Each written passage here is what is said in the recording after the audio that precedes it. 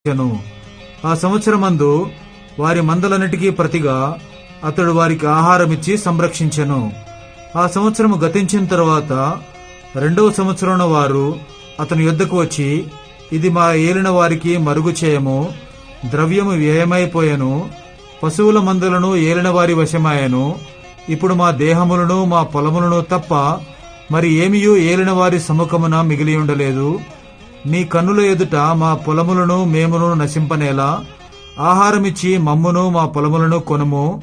మా పొలములతో మేము ఫరోకు దాసులమగుదుము. మేము చావక బ్రతుకున్నట్లును పొలములు పాడైపోకుండానట్టును మాకు విత్తనములిమ్మని అడిగిరి. అట్లు యోసేపు ఐగుప్తు భూములన్నిటినీ ఫరో కొరకు కొనెను. కరువు వారికి భారమైనందున ఐగుప్తీయులందరూ తమ తమ పొలములను అమ్మివేసిరి గనుక భూమి ఫరోది ఆయను.